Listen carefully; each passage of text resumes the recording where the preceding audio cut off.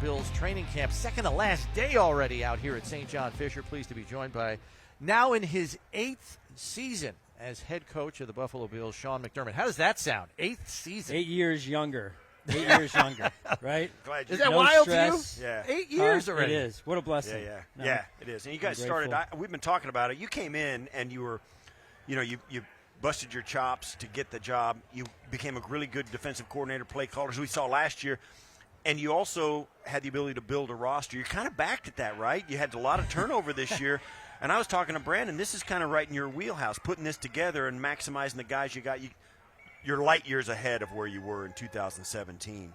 But it is kind of reminiscent of what you had to put together back then. Yeah, it is. It's kind of fun, the challenge that we face. And it's great to work with someone like Brandon and attacking this thing head on. And the players have been phenomenal. The staff has been phenomenal. And, we've just been out here. Like, we're not putting together a track team. We're putting together a football team. Right. And all that comes with that. So how the pieces fit together and watching these players on the field, getting to know them off the field, that's all part of it. Yeah. There's a value that I know you feel you get out of training camp, being here, 24/7 football and all that stuff. I don't know what it is about this group of players, and I know every year is different, and I'm not saying previous iterations of this team were not tight or, ready to sweat for one another, bleed for one another, and all that stuff. There just seems to be a communal feel to this group that you have on this roster. I don't know I haven't put my finger on what's different, but there just seems to be this tightness and this communal approach to going out there and trying to play winning football that just feels different. Have you sensed anything that feels a little different about this group? I can't figure out what it is. You mean other than the skirmishes we have at practice? Other than that. Talking about, right? Those wouldn't even count as skirmishes back in my day. My guys, it was death match.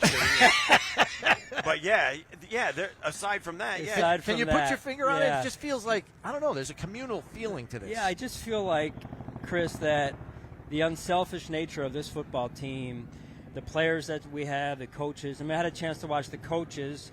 We've got some new coaches, came in the spring, understood their role, and really just helped us from a collaboration standpoint.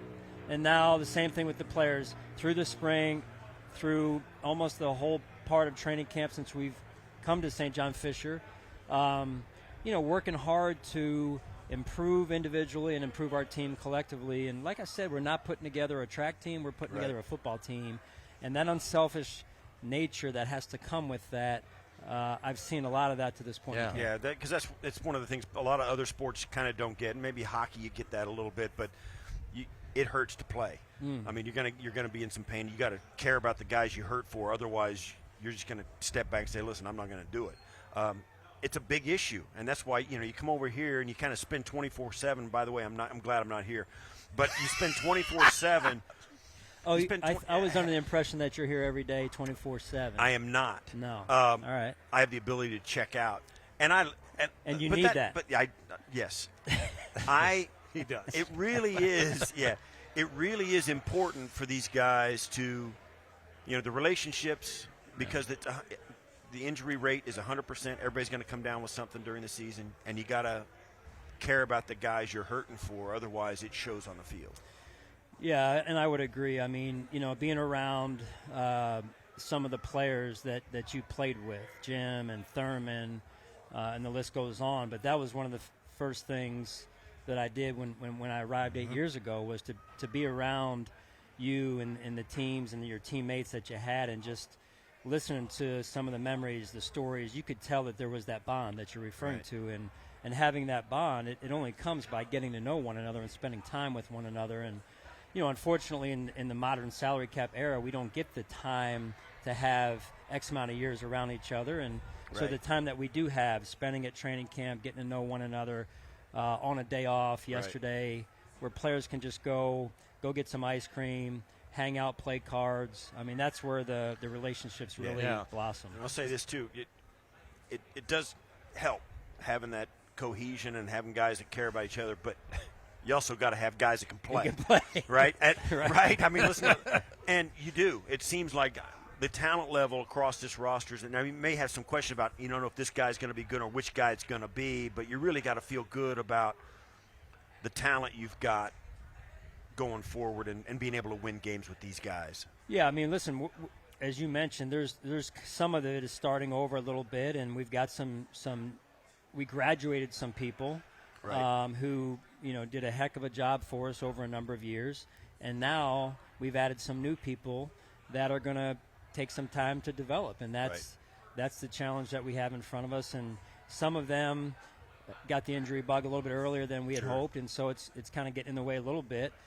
All that being said, the effort on that field, the commitment to one another, developing the key fundamentals that we're going to need, playing well in the fourth quarter. I mean, that's how you build a team that's built to win. So that's what we're working on. Yeah, I know, Coach, you're all about the process, and we know it. I mean, it's on the walls back at One Bills Drive. But your process when you're out there on the practice field as a head coach, it's hard not to notice.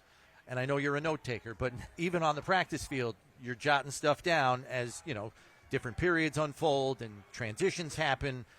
What are you trying to be mindful of in the moment and go back to later with those kinds of notes? And I'm not trying to steal secrets from you. I'm just curious what the process is. No, I've always done that, and I think I learned that around some older coaches, some of my mentors back in Philadelphia years ago, and a lot of them, Andy Reid, Steve Spagnuolo, Jim Johnson, they were taking notes also. And in these jobs, you have so much coming at you throughout the course of a day, especially as a head coach, that I'm going to forget things that are key parts of helping us develop, whether it's coaching a coach or coaching a player or making sure, hey, checks and balance on this, or tell me why we were doing this, or it's just important to me so that I can put my head on the pillow at night and go, you know what, I think we did what we needed to do to take another step today. What is your philosophy, and how are you, your staff, Brownie has brought it up to me, and we've talked about it over the years.